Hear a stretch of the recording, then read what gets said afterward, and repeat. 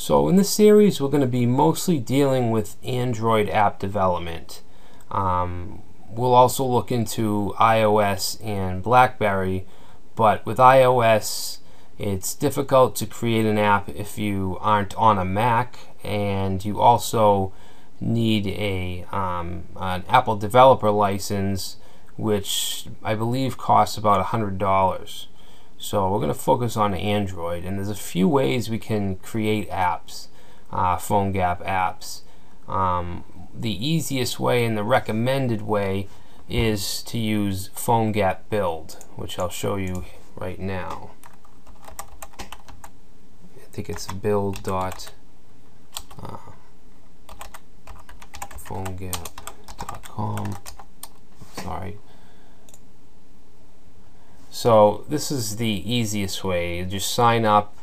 You can create an app and just upload your HTML, JavaScript, CSS, and it'll spit back out files like an APK file for Android that you can install into your phone and use native features.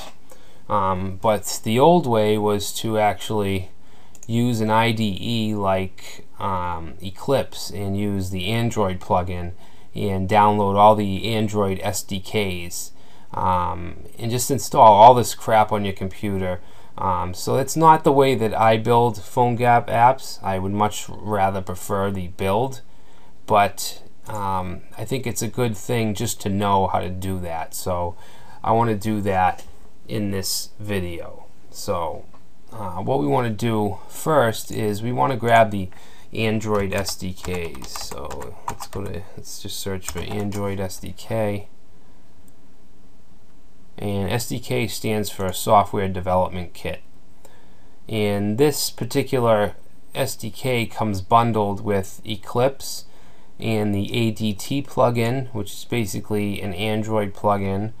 We have the SDK tools, the Android platform tools, in the latest version of the Android platform. So let's download this. Let's accept our terms. I think I'm on a 32-bit, but I'm not sure. Let me just check. What do I want? Properties. Yeah, I'm on a 32-bit system, and that's how you can check if you are as well. So I want to keep that checked. I'm going to click download, and it's going to be the ADT bundle, and that file is actually almost 500 megabytes, so it could take a few minutes. So I'm going to pause the video for 2 minutes and I'll be back. Alright, so the zip file was downloaded, so I'm going to open that up. And I'm going to actually create a new folder on my C drive, and I'm going to call it Android.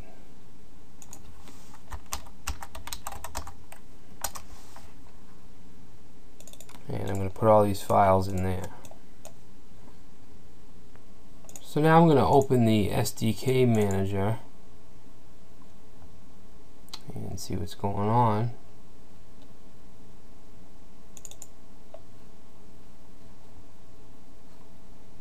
Okay, I don't know why it won't open. Oh, there we go. So we have some tools. Android 4.3, which is the API 18. That's the latest version, and you can see that we do have the SDK platform installed.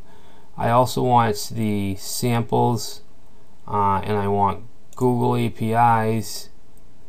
Let's see, sources for Android SDK. I'm gonna get that, and then I want all the tools except these last two ones in italics. I think that's it. And you can choose older versions of Android if you want your app to work on those versions. Let's see, Google Analytics. Oh, yeah, we don't need any of this stuff. right now. So I'm just going to do that. I'm going to click this install 5 packages, accept the license, and install. Depending on what you chose here, your download time may vary.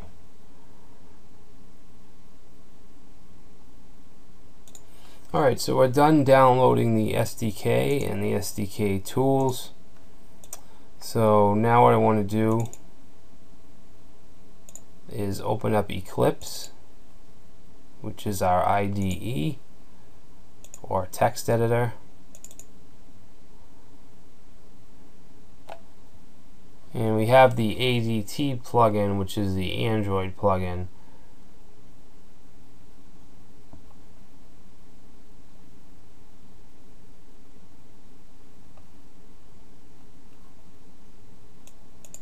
So now it's going to access where we want our workspace. By default, it's in your users directory in a workspace folder. I'm just going to keep that for now.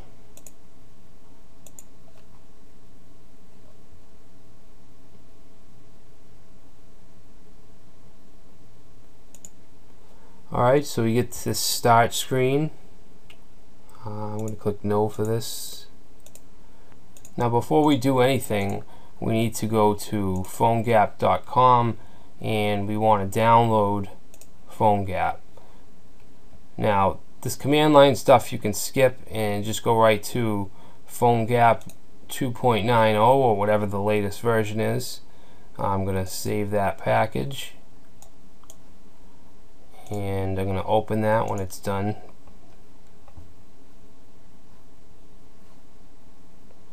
Alright, so we have our Phonegap package, and I'm going to go to my Android directory and I'm going to put that in there.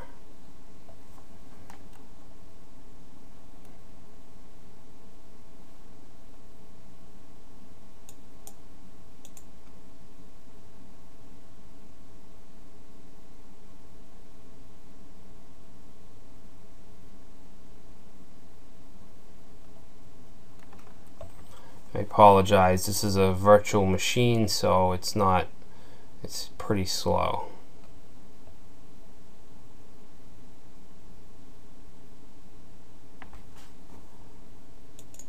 Alright, so we get the Phonegap folder, and I'm actually going to load up a project in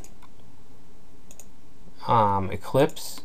If we go into Phonegap lib Android, we have this example, which is just a basic example project that we can use. So let's go back into, let's close this out, go back into Eclipse, and we want to go to File, New, and we want to go down to Other, and under the Android folder you want to choose Android project from existing code, and then we want to browse for that Phonegap sample application. So that's in Computer, C drive, Android, Phonegap, lib, Android, and then it's this example folder. So highlight that, click OK, click Finish. Exception. Alright, that's not very important. So, and we want to click on this icon over here, which will bring out our application. You can see it's called example. It has a bunch of folders that are needed to run the program, but what we are concerned with is the assets folder, because that's where the www directory is with our actual web code. You can see we have index.html, we have JavaScript, CSS. So that's where our main application is, and this is just an example application. It's just a one-screen page, and I'll show you how we can look at that in the emulator. So first thing we need to do is choose a device for our emulator, and I believe we do that by just trying to run this. Let's right-click on this and go to Run As Android Application. Now it says we have no virtual devices, an AVD, which is an Android virtual device. So do you wish to add one? Yes. we don't want to use that. We can click on launch a new Android device, go to the manager, and let's create a new device. And I'm going to choose the Galaxy Nexus. So I'll just say Gal Nex. The memory, I believe, needs to be lower than this. I'm just going to give it 600 megabytes of memory. That looks good. The front camera can be emulated, or we could use our actual camera if you have one. But we're going to choose emulated, back camera, emulated. Internal storage, set to 100. You can also deal with SD cards, but we're not going to do that. Let's click OK. So now we have this device that we can use. Let's see. Alright, so let's get out of here and let's see. Let's try this again and see if it shows up. So example, run as Android application. It's not there. Let's go to our manager, choose this, and let's click start. Okay, that looks good. Launch. So now this should launch the emulator with our example program.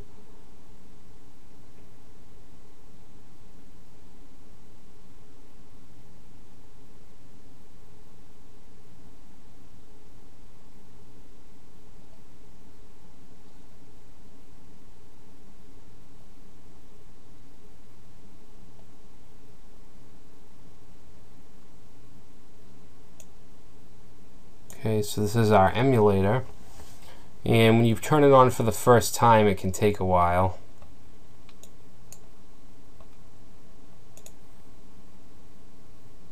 Just check something real quick.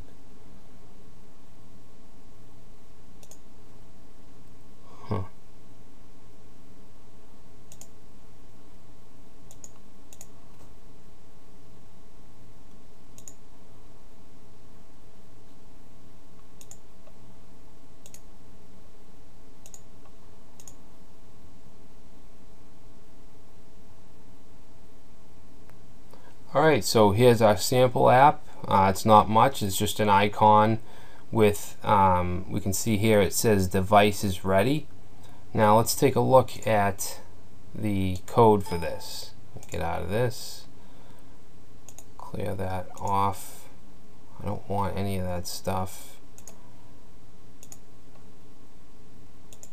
Alright, so let's go to, in our www folder, and go into our index.html, and we want to open with text editor. So we have a standard HTML document. We have a viewport. We're linking to a style sheet called index.css. Down here we have a div called app with a h1 tag. And then we have a div ID of device ready. And we also have two paragraphs with the class of event, and then we have listening and received. So the listening paragraph says connecting to device. The received class paragraph says device is ready.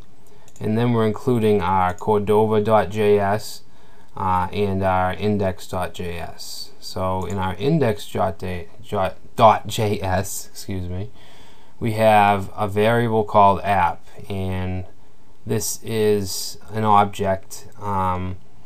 We are calling the initialize function here, which just calls the bind events function, which is right here.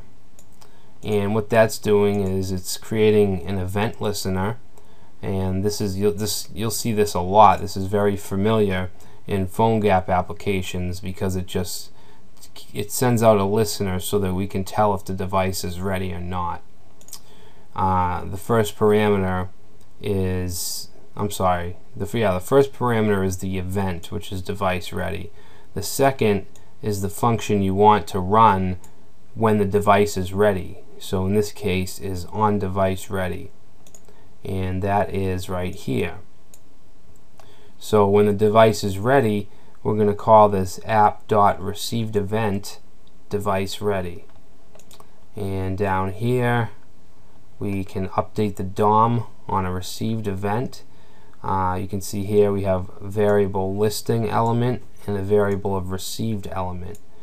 And you can see the received element down here is set to display a block.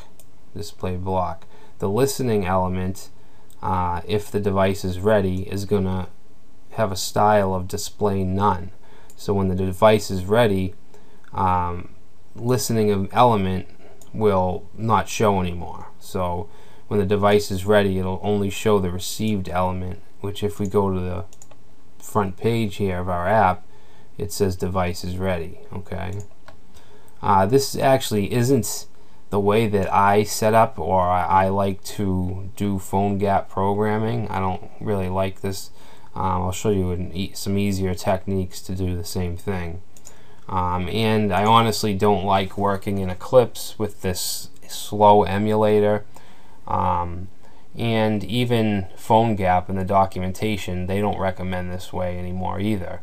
They recommend to use build.phonegap.com, where all you need to do is create your web standard, your HTML, CSS, and JavaScript, and just input it into the Phonegap Build program, and then it'll spit out your APK files or your apps. So that's what we'll be doing next.